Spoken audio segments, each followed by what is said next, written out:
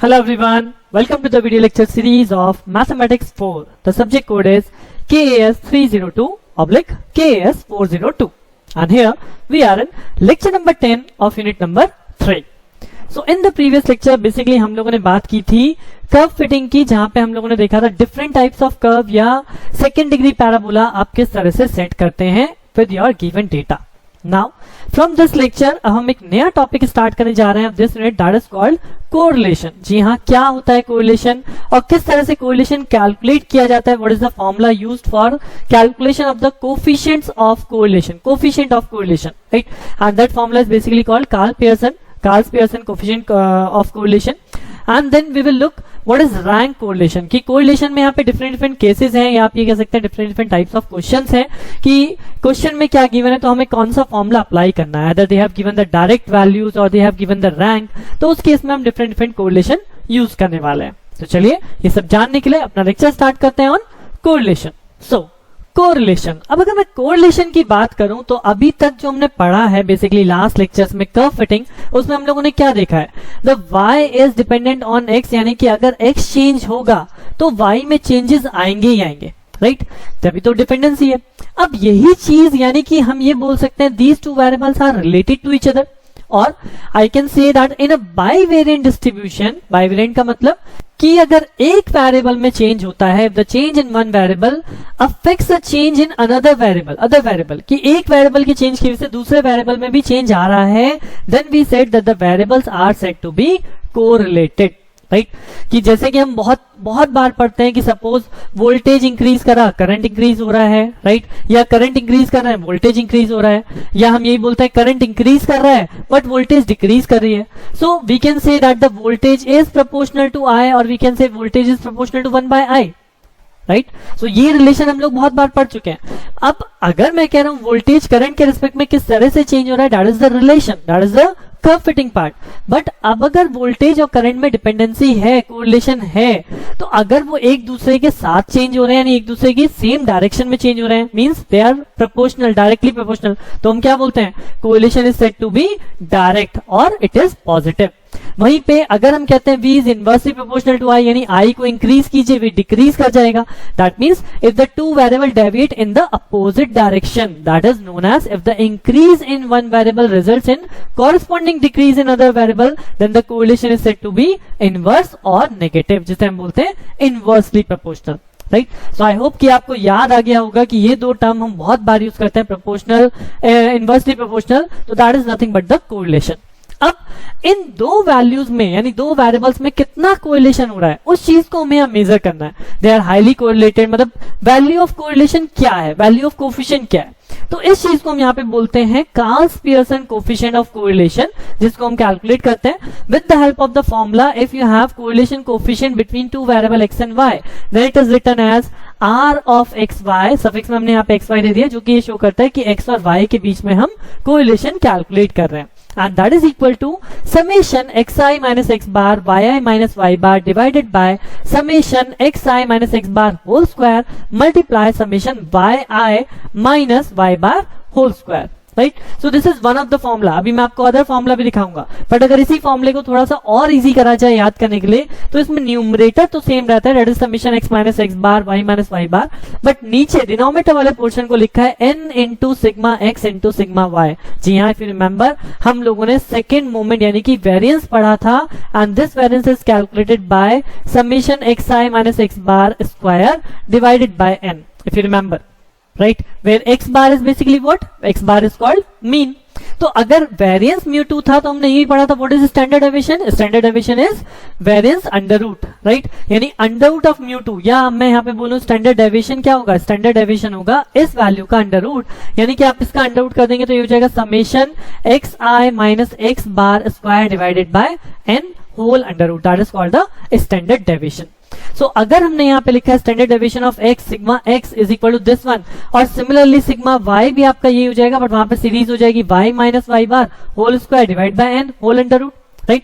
सो अगर इन दोनों को यहाँ मल्टीप्लाई कर दिया जाए, if we multiply these two term mean sigma x into sigma y, then क्या हो जाएगा, अंडर मल्टीप्लाई हो जाएगा और अपॉन में एन क्या हो जाएगा, एन स्क्वायर। तो एक तरह से यहाँ पे एन अलग हो जाएगा और ये टर्म बन जाएगी x i minus x bar whole square into summation y minus y bar whole square. So ये वैल्यू है जो आपके डिनोमिनेटर पोर्शन पे रखी है, तो इसलिए हमने यहाँ पे इसे रिप्लेस कर सकते हैं n into sigma x into sigma y, right.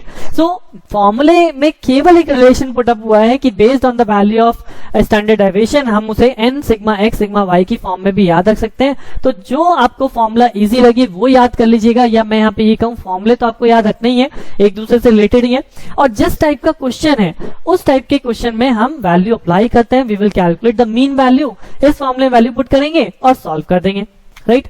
But यहाँ पे एक अनदर फॉर्मूला भी है कोरिलेशन ऑफ कोफिशिएंट कैलकुलेट करने के लिए, कोरिलेशन कोफिशिएंट कैलकुलेट करने के लिए basically, and that is so simple as compare to this formula, because इसमें अगर यहाँ पे मुझे स्टैंडर्ड डेविएशन या मीन वैल्यू अगर गिवन है तब तो मैं ये फॉर्मूले में जाऊंगा, बट अगर मुझे केवल एक्स और वाई वैल्यूज गिवन है, सो मैं इस फॉर्मूले का यूज क्यों करूं, why I am calculating the second moment, right, या why I am calculating the mean value. So उस केस में हम एक अनदर फॉर्मूला यूज कर लेते हैं, that formula is so simple, given by n into summation x y minus summation x into summation y divide by under root of n summation x square minus summation x whole square dot n into summation y square minus summation y whole square. तो this is very very important and easy formula जब हम इसको question पे apply करते हैं, because आप यहाँ पे देख सकते हो अभी जो हमने कर्व फिटिंग सीखा है उस कर्व फिटिंग में हमें एक्स और वाई अगर गिवन है और आपसे अब कोरिलेशन पूछा जा रहा है, then I calculate the value of summation x, I can calculate the value of summation y, I can calculate x square and then summation x square, I can calculate summation x whole square, तुम कर ही सकते हैं। Similarly I can calculate y square summation y square, right, summation y या summation y का whole square, तो और एक column यहाँ पे आ जाएगा x y, राइट। तो इन दिस मैनर बहुत इजीली आप लोग कैलकुलेशन कर सकते हैं and then put the value over here and solve the question, क्योंकि क्वेश्चन के अंदर जरूरी नहीं होता फॉर्मूला मेंशन होना कि आपको कौन से फॉर्मूले से कैलकुलेट करना है, that is decided by you only, but जो वैल्यूज दी जाती हैं उसके बेसिस पे हम अपने फॉर्मूले का सिलेक्शन कर लेते हैं। लाइक अगर मुझे स्टैंडर्ड डेविएशन जैसी वैल्यूज गिवन होंगी, I will prefer this formula, but अगर मुझे केवल सीरीज गिवन है, I will prefer this formula. और अगर मैं यहाँ पे सेकेंड फॉर्मूले के अंदर बात करूं तो हमने एक मेथड पढ़ा था, that is called change of scale method, right. अगर मेरे पास x और y की वैल्यू, x की वैल्यू बहुत ज्यादा है तो वहां पे चेंज ऑफ स्केल यूज करते थे, that is u is equal to x minus a divide by h, right, equal interval के केस में। तो वो चीज यहाँ पे भी है, अगर आप देखेंगे तो correlation of coefficient is independent of change of origin and scale. If you are putting u is equal to x minus a by h and v is equal to y minus b by h, where a and b are what, a and b are mean values, जिसे हम assume mean बोलते हैं, जो कि median के base पे calculate करना सीख रखा है हम लोगों ने, राइट। तो उसके बेस पे भी आप यहाँ पे कोरिलेशन कोफिशिएंट दे सकते हैं and that is on the same base, जैसे कि यहाँ पे आपका फॉर्मूला लिखा है n into summation x y, यहाँ पे हो जाएगा n into summation u v minus summation u summation v divide by under root of n into summation u square minus summation u whole square, और same चीज आपको v के लिखनी है। तो इन दोनों फॉर्मूले में कहीं से कहीं तक कोई चेंज नहीं होता, चाहे आप चेंज ऑफ स्केल यूज करें या ना करें। बट स्ट्रेट फॉरवर्ड अगर आपको डेटा सीरीज क्वेश्चन है तो हम मोस्ट ऑफ द टाइम ये फॉर्मूला प्रेफर करते हैं to calculate the coefficient of correlation, right. अब स्ट्रेट फॉरवर्ड अगर यहाँ पे क्वेश्चन मैं आपको दिखाऊं तो यहाँ पे स्ट्रेट फॉरवर्ड क्वेश्चन है और कहता है find the coefficient of correlation between the values of x and y, here we have given x, we have given y, और स्ट्रेट फॉरवर्ड है कोफिशिएंट ऑफ कोरिलेशन, यानी कि मुझे कौन सा फॉर्मूला यूज करना है, यहाँ पे कोई स्टैंडर्ड डेविएशन की बात नहीं हो रही, I will use the second formula that says n into summation x y minus summation x into summation y divide by under root value. So जो भी मुझे यहाँ पे वैल्यूज चाहिए, क्या क्या वैल्यू चाहिए, समेशन एक्स स्क्वायर चाहिए, समेशन एक्स वाई चाहिए, समेशन वाई स्क्वायर चाहिए, तो ये सारी वैल्यूज को मैं टैबुलेट कर लूंगा। I have x and y value, I can calculate x square, I can calculate y square, I can calculate x y, then find out summation of all. Once we get the summation value, then straightforward formula आपको याद रखना है, इस फॉर्मूले value put कीजिए कि what is n, n is basically what, n is basically यहाँ पे 6 है n की value, then what is summation xy is 582, so it is 582 minus summation x into summation y यानी कि 34 multiply by 90, that is summation x and summation y, then under root of n into summation x square यानी under root of 6 multiply by summation x square है 248, then minus of summation x whole square यानी कि 34 square. Similarly आपको यहाँ पे value put करनी है, like ये वाली टर्म बन जाएगी 6 multiply by summation y square that is 1446 minus summation y whole square यानी कि 90 का square. And once you solve this simple calculation using calculator, check कि आपका आंसर 0.9879, इस आंसर को आप गेट कर पा रहे हैं या नहीं कर पा रहे हैं। This is called the correlation coefficient between the given data series r is equal to 0.9879। अब अगर मैं आपको याद दिलाऊं, जो हमने जस्ट स्टेटमेंट अभी पढ़ा था कि कोरिलेशन डायरेक्ट होता है या इनवर्सली होता है, सो आप कैसा बोलोगे कि कैसा कोरिलेशन है यहाँ पे। अगर आपको क्वेश्चन में बोल दिया जाए also conclude your result, right, या write down the conclusion on the basis of result, तो यहाँ पे रिजल्ट कैसा मिल रहा है मुझे, रिजल्ट मिल रहा है positive relation, right, positive correlation coefficient.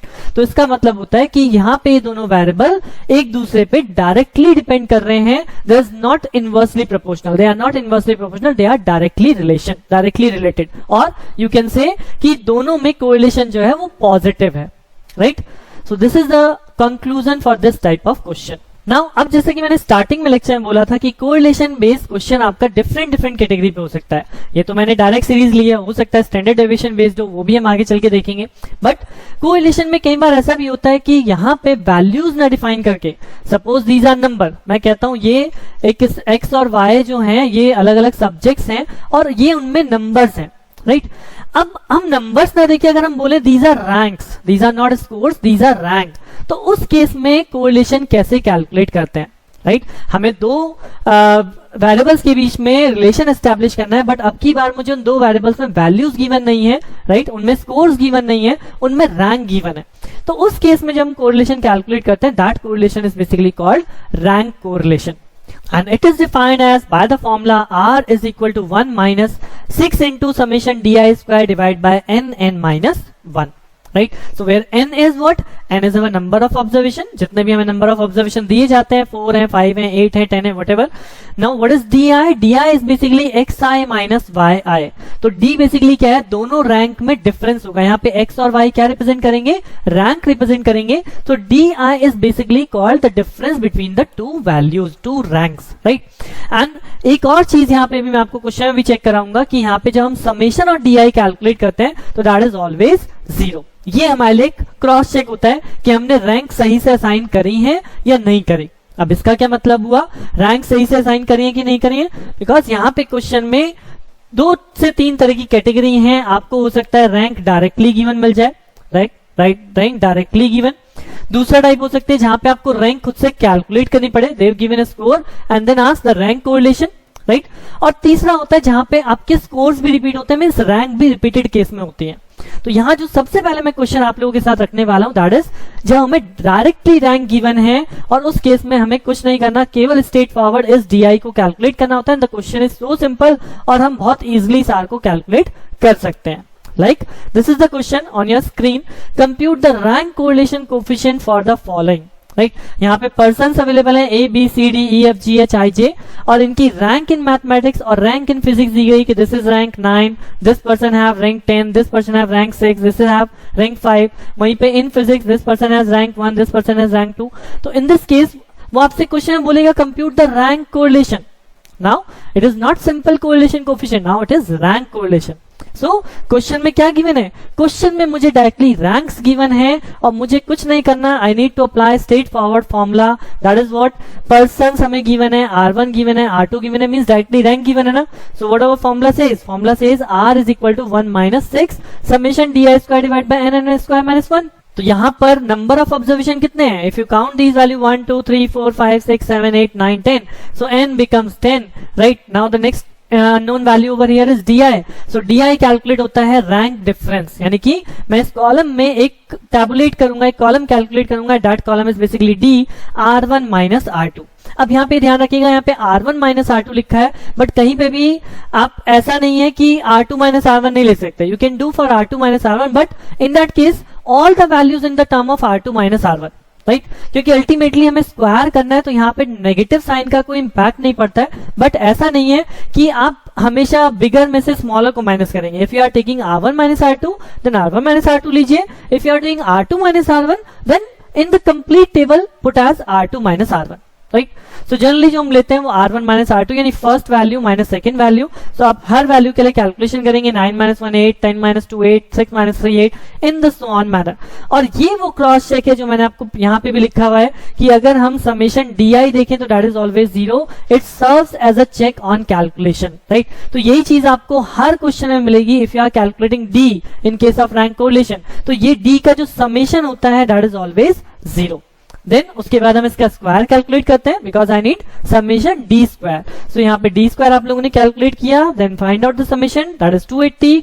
Put the value only here 1 minus 6 into 280 divided by 10. Then उसके बाद 10 square 100 minus 1 and solve this value. You will get the answer that is minus 0.697. Right, so this is the simple question जहां पे आपको directly rank given है and we will calculate the rank correlation. तो आप कह सकते हो आपका रैंक कोरिलेशन क्योंकि नेगेटिव है तो आप देख रहे हो कि यहाँ पे जो रिलेशन जा रहा है वो इनवर्सली प्रोपोर्शनल जा रहा है, या you can say that they are negatively related to each other. Right, inverse related to each other. Correct. So this is all about the rank correlation case number 1 only. Right, इस lecture में अभी यहीं तक रखेंगे. Next lecture में हम rank correlation पे based और क्वेश्चन करेंगे जैसे कि मैंने आपको बोला जहां पे आपको रैंक डायरेक्टली गिवन नहीं होती. We have to make the rank. और अगर हमारे पास रैंक रिपीटेड क्वेश्चन आए उस केस में हम किस तरह से रैंक कोरिलेशन को कैलकुलेट करते हैं. तो बने रहिए मेरे साथ, मिलते हैं नेक्स्ट लेक्चर में. Thank you.